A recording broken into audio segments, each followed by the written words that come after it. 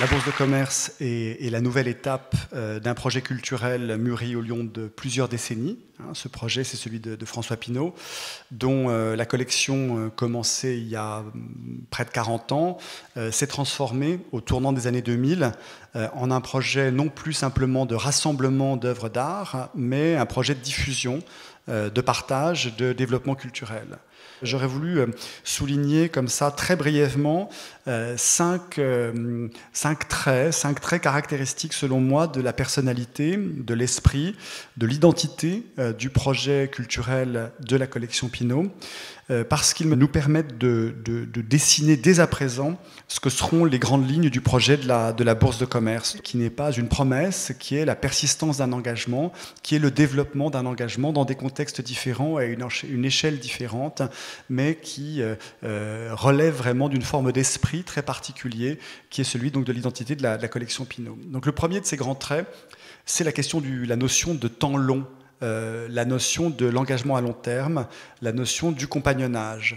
Alors le compagnonnage avec certains artistes, vous avez vu que la programmation de Palazzo Grassi, Pointe de la Douane, s'est très largement construite autour de la carte blanche ou de l'invitation à un certain nombre d'artistes avec lesquels François Pinault et avec lesquels la collection entretient des relations d'engagement, des relations fortes, des relations longues. Et donc c'est le même type de compagnonnage, le même type de relation forte sur le temps long qui s'est construit avec l'architecte Tadao Ando. À travers tout cela, ce qui se dessine, c'est une relation, je crois, assez rare entre un commanditaire et un architecte, donc ancré dans le temps long, fondé sur la complicité, fondé sur la confiance, fondé sur le dialogue.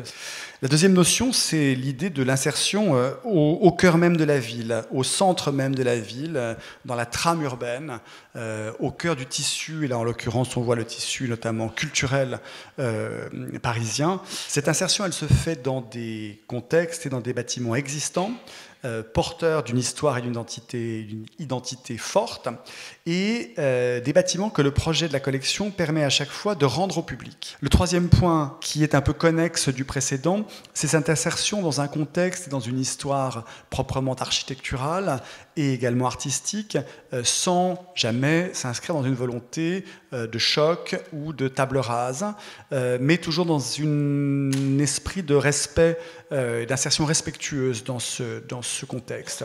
Je prendrai deux exemples de ce que j'appellerais une sorte de modestie revendiquée.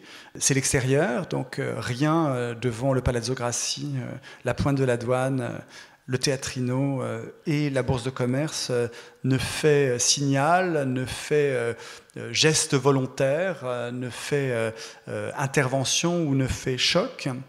Le deuxième exemple, c'est le nom, puisque le nom du bâtiment est à chaque fois respecté pour faire vivre, pour mettre en valeur l'identité propre de chaque lieu.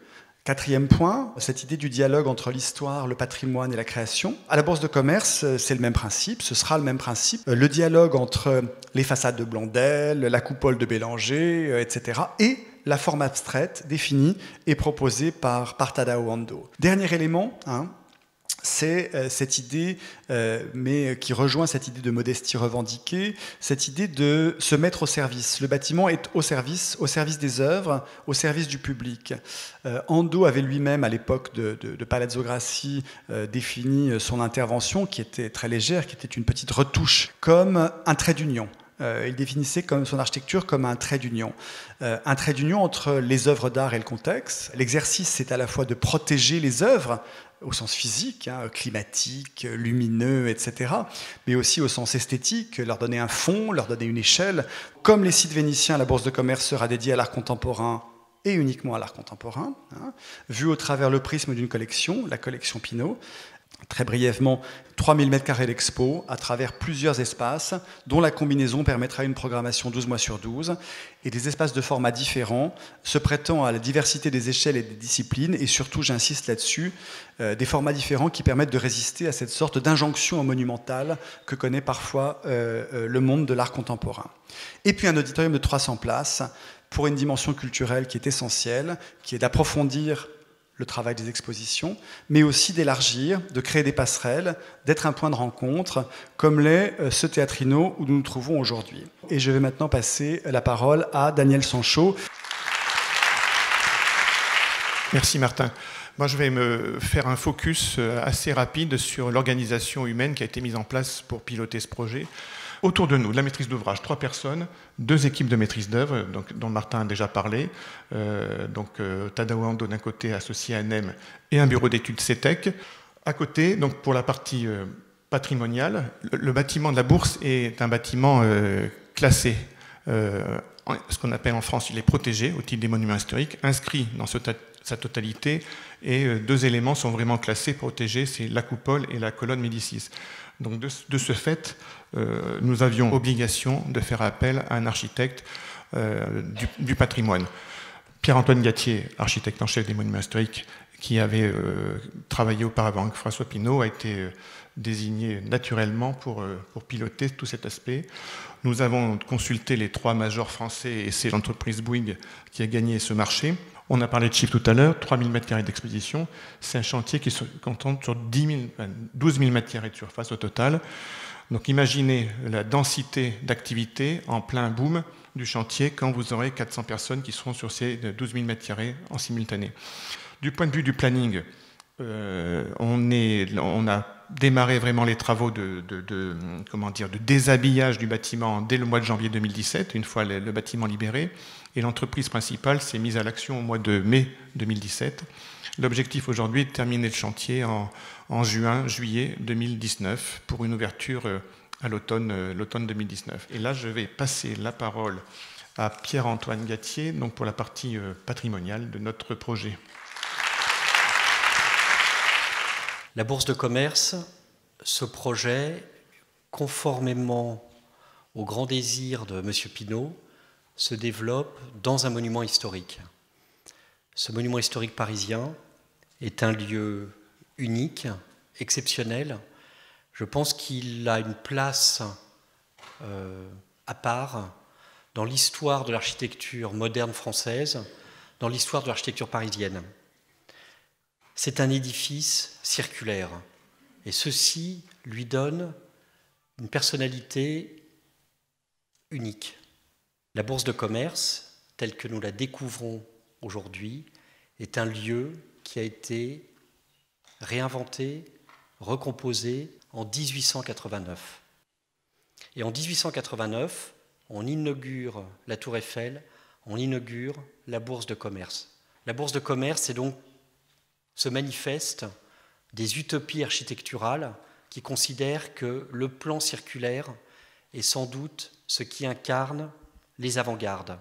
La Bourse de commerce est un objet de 1889, mais finalement c'est un objet beaucoup plus ancien. La Bourse de commerce, c'est une histoire complexe, une histoire qui renvoie à l'histoire monumentale parisienne, et c'est une histoire du plan circulaire.